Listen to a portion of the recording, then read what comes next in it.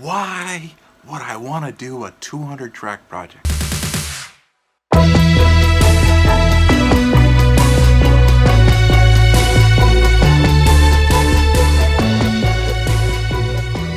Here's the deal. Here's what's really going on now. Is the whole industry is changing. It's always evolving and changing. We all know that, right? So you gotta look at it this way. If it's really evolving and changing, and what makes one person successful versus another person is basically, it's an idea, it's a thought process, a thing of doing something differently. And that's key to doing well in the music business.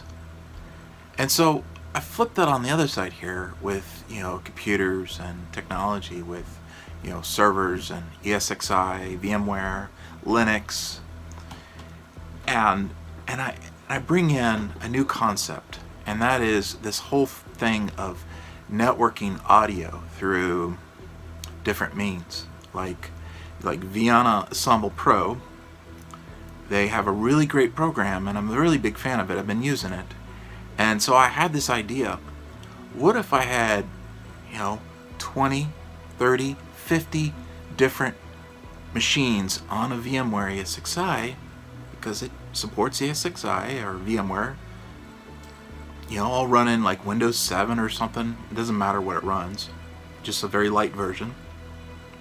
And on each one, you have it pick a VST, and you bring all those VSTs into like a Mac Pro or like a really heavy computer, and you do like 100 track project.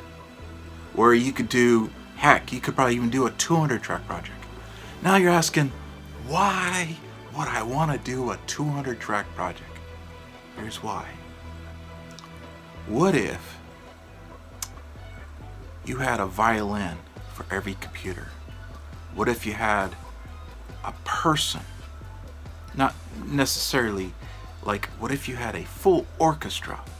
I have each person is sitting in a chair, mapped out across the screen. There's a very strategic map of how everything works. And what if you were able to create that in a virtual environment, and then put in something that's, a really good sample library, have Vienna Ensemble Pro bring it back into your main master program, and you have like a full-on orchestra. That's why I want to do this. That is why I am taking all this time to build this. So, that being said, guess what I got today? Yeah, it is a new network card. Yeah, because we tried the network cards that I got yesterday, and they didn't work. So this one I know works because I actually spec'd it out. These are HP network cards, and they work with version 6.5, and I know that for sure. So let's try it out, and I have everything all set up, and we're just gonna plug them in real quick, try them out, get them on, and then I'll go over the computer and I'll show you what's going on there.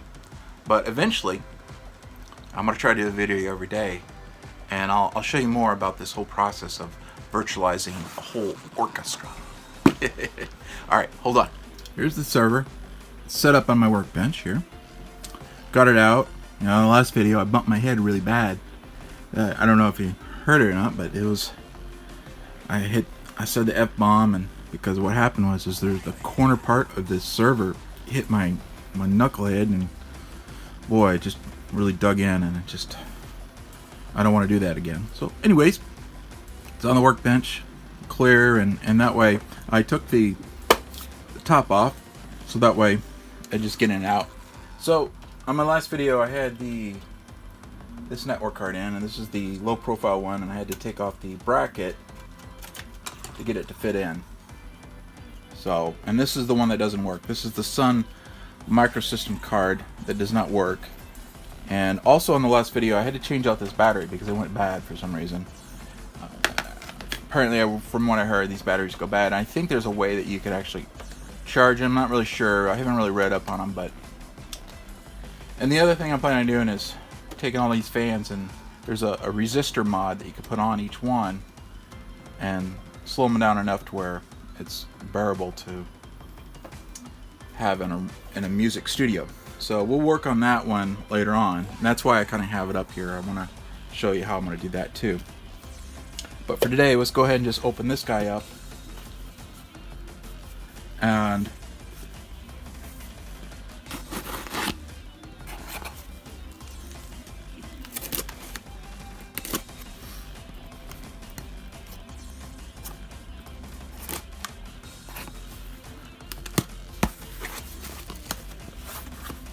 alright, we got in here. Got the big bubble wrap this time. Now, on the last video I talked about how I like the smaller one. And here's the funny reason why I like the smaller one. I know it's just stupid, but the bigger one is always dirtier.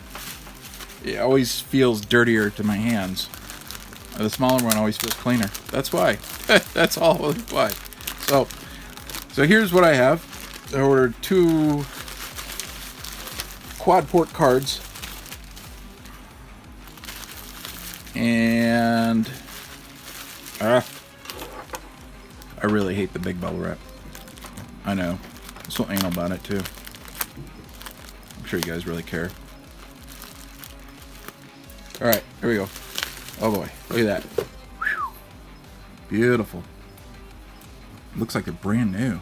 Wow. It's a smaller compared to the other one. I think this is PCI Express 2, I think. I can't remember. There's like different versions of PCI Express. This is 4X, and then this might be 2X. I can't remember, but I'll put that in my notes.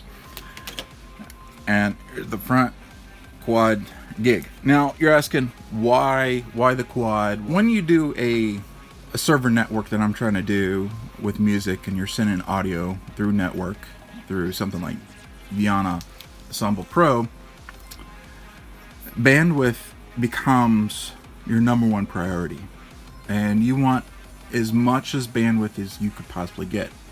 Now, a lot of the pro studios now are doing is they're getting these 10 gigabit to even 40 gigabit cards, and they're going to like direct file server or vSAN cluster networks. I mean, they're going like high speed, you know, and they could do the whole virtual studio where each computer is a person playing an instrument, and they could put all these people, all these computers together, and I tell you what, the sound is phenomenal. That is why I'm doing this, the sound.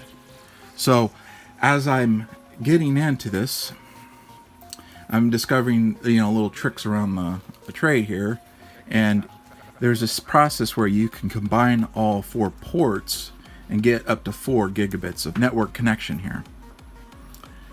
So that's the theory behind it, and you could put like 2 cards in one machine, and then you can have almost up to 8 gigs, something like that. That is the plan. Right now I'm gonna go ahead and just put one in, and we'll test it out, see how it works.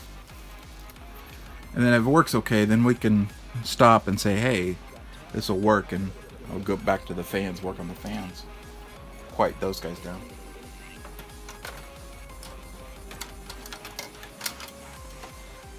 There we go. Pops right in. Push that guy in. Seal it up. Good to go. And then and then we got this riser card right here. With the little 2 blue tabs. And you got 2 more right here. So we could essentially have 3 in there. But I don't think I'll need 3. There we go. Let's go ahead and turn this vacuum cleaner on. Yeah! I gotta plug it in.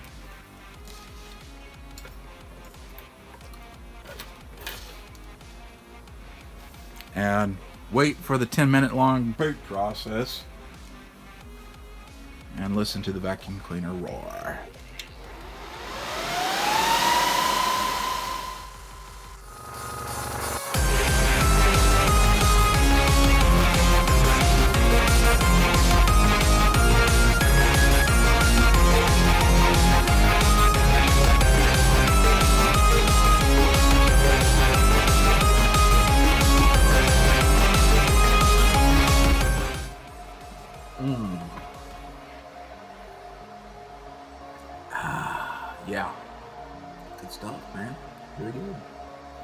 We got, so, and this is what you see in a vSphere. So, and what you usually do is you go into the hosting clusters. You know, I got, you know, different servers that I'm running, and, you know, pfSense and all these different firewalls, and nothing new that you don't really know. And, you know, I got a database server, you know, just kind of like cool stuff. And what you end up doing is you just kind of just go new virtual machine. And it'll basically walk you through, and you know, as long as you have the ISO, and what I mean is ISO is like an image of the actual disk for like XP or Windows 7 or whatever it is, and you can make multiple machines. Alright, if we go into networking and we go into the physical NICs, we can see that we have the 4-port one right here, and I know it is because it's the NE1000. That was the one, because I didn't have anything else. So they're all showing up in there, and they're all within the same MAC address line. You can see how all the MAC addresses are all the same except for the last one, so you know that one's it. And I'm only using one right now, so we can do some cool stuff with it. So, alright guys, remember my friends, you know, if you like this video, give a big thumbs up. If you don't like it, give a big thumbs down. I don't really care. Alright, signing off. Remember my friends, be groovy.